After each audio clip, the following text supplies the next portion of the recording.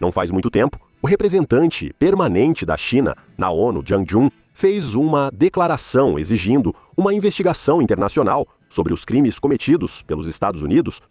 E o interessante é que, entre o extermínio dos indígenas e o assassinato de civis no Iraque, Afeganistão e Síria, também foi mencionada a Grande Depressão. A Grande Depressão é como chamam a crise econômica mundial dos anos de 1929 a 1939. Essa crise levou ao colapso de muitas economias do mundo e gerou inúmeros problemas sociais. Esses problemas facilitaram a ascensão de Adolf Hitler na Alemanha. Por isso, muitos estudiosos veem a Grande Depressão como uma das principais causas da Segunda Guerra Mundial. Ao mesmo tempo, no Ocidente e em parte em nosso país, é comum a opinião de que a Grande Depressão foi causada exclusivamente por problemas econômicos, ou seja, pela crise de superprodução. E não se ouve muito, por exemplo, sobre a conspiração nas bolsas de Londres e Nova York. Bem, vamos dar uma olhada nisso. Acredita-se que a crise econômica foi consequência do colapso dos preços das ações nas bolsas dos Estados Unidos em outubro de 1929. Na realidade, o colapso da bolsa, conhecido como a quebra de Wall Street, foi provocado por outro evento. Um mês antes do colapso das ações americanas, em 20 de setembro de 1929, outra bolsa entrou em colapso, a de Londres. Após a Primeira Guerra Mundial, os Estados Unidos, maior credor mundial, foram afetados pela crise. Соединенного Королевства. O colapso da Bolsa de Londres resultou em default técnico das dívidas externas inglesas, desencadeando um efeito dominó. Após a Bolsa de Londres, a de Nova York também colapsou. Depois disso, o governo americano anunciou a suspensão temporária de seus pagamentos internos e externos. Isso causou o colapso das economias dos países que investiram nos Estados Unidos. O colapso da Bolsa de Londres foi investigado pelo Procurador-Geral da Inglaterra e do País de Gales, seguido de processo judicial. O tribunal concluiu que o colapso das bolsas de Londres e Nova York foi causado por fraudes de alguns corretores. Todos eles foram condenados a diferentes penas de prisão por fraude e falsificação de documentos, mas logo foram libertados e continuaram a conduzir seus negócios com sucesso. Portanto, as palavras sobre a crise de superprodução são, para dizer o mínimo, superficiais e, para ser direto, são ditas apenas para distrair e criar confusão. Na verdade, até juridicamente, ficou comprovado o conluio.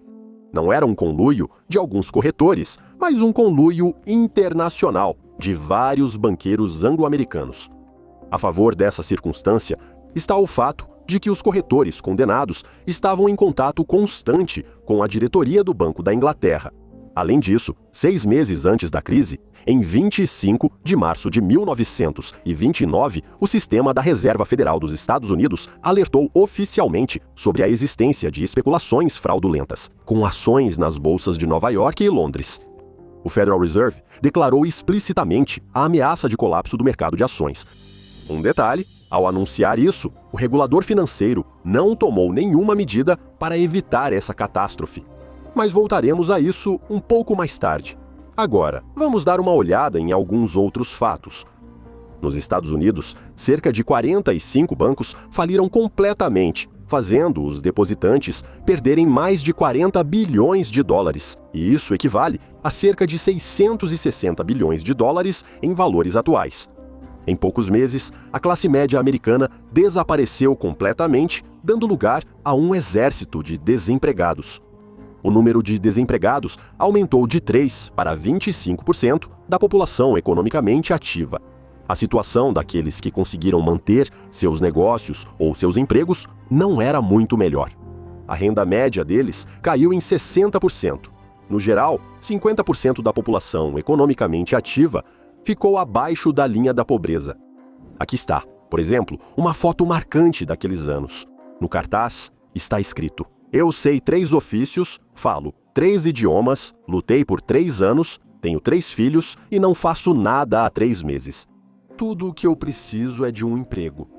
E alguém escrevia anúncios assim: "Vendo este carro por $100, preciso de dinheiro em espécie, perdi tudo na bolsa de valores." Além de tudo, uma forte seca atingiu os Estados Unidos e causou uma fome em massa. Na Virgínia Ocidental e em Illinois, Kentucky e Pensilvânia, até 90% da população passou fome nesse período. O número de mortos pela fome ainda não foi divulgado, mas as estatísticas frias apontam para um colapso demográfico. Se, nos relativamente prósperos anos 20, o crescimento populacional dos Estados Unidos foi de 16,2% na década de 1930, ele despencou mais de 2 vezes, para 7,3%. Nesse contexto, as autoridades federais não só não ajudaram a amenizar a depressão, mas também reprimiram quem pedia ao governo um programa para superar a crise.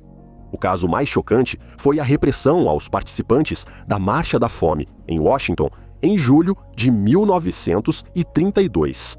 Os veteranos da Primeira Guerra Mundial só queriam resolver o não pagamento dos valores devidos pelos contratos com o Exército dos Estados Unidos. Seus protestos eram realizados exclusivamente de forma pacífica e eles próprios estavam desarmados. Mesmo assim, a Rússia enviou tanques e depois tropas regulares com máscaras de gás contra eles. Um gás de origem desconhecida foi usado contra os veteranos e o número de vítimas não foi divulgado até hoje. Do ponto de vista da manutenção da ordem, essa ação e outras semelhantes não faziam nenhum sentido. O objetivo era intimidar a sociedade na véspera da etapa mais importante do roubo do ouro da população. Em abril de 1933, o presidente Franklin Roosevelt assinou um decreto sobre a confiscação de fato da Constituição. Da população e das organizações, o ouro que estava em barras e moedas seria, formalmente, o governo se comprometeu a pagar uma recompensa pelo ouro entregue voluntariamente ao preço de cerca de $21 por onça Troy.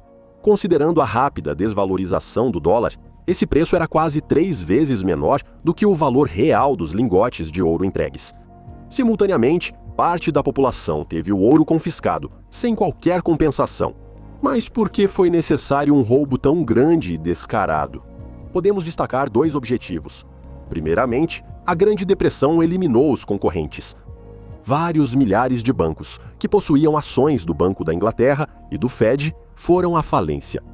Outro objetivo era criar uma reserva de ouro para garantir a nova moeda mundial. Na década de 1920, os Estados Unidos, tendo se tornado um credor mundial, chegaram perto de transformar o dólar em moeda global.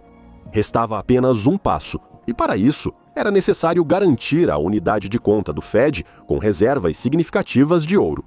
A extração de ouro, naquele momento, estava em um nível baixo.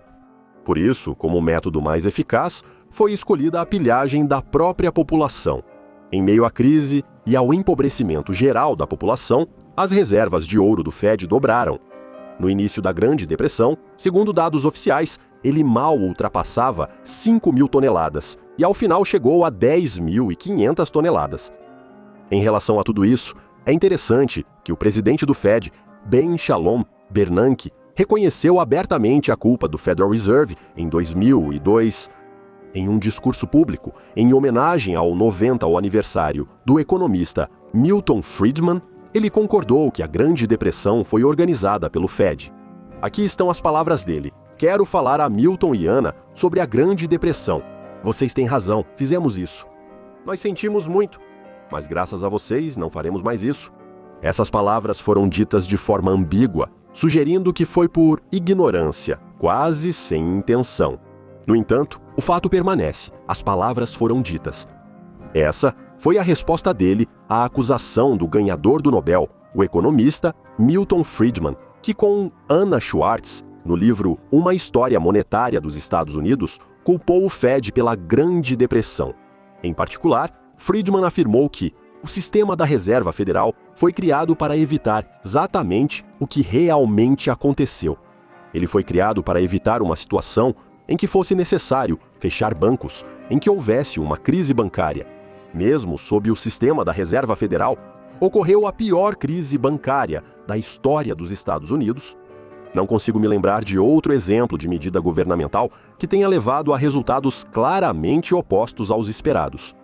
E esse colapso inacreditável do sistema bancário, quando cerca de 1/3 dos bancos vai à falência do começo ao fim, quando milhões de pessoas praticamente perdem suas economias, não havia necessidade nenhuma desse declínio. Em todo esse tempo, o sistema da Reserva Federal tinha o poder e o conhecimento para impedir isso. Naquela época, havia pessoas que sempre os incentivavam a fazer isso. De qualquer forma, a chamada Grande Depressão terminou com a Segunda Guerra Mundial. No período pós-guerra, o desenvolvimento cíclico da economia capitalista, crise, depressão, recuperação, crescimento, continuou. Mas sobre isso, falaremos em outra ocasião. Deixe seu like e comente para eu saber se devo continuar com esse tema. Obrigado por assistir, até os próximos episódios no canal.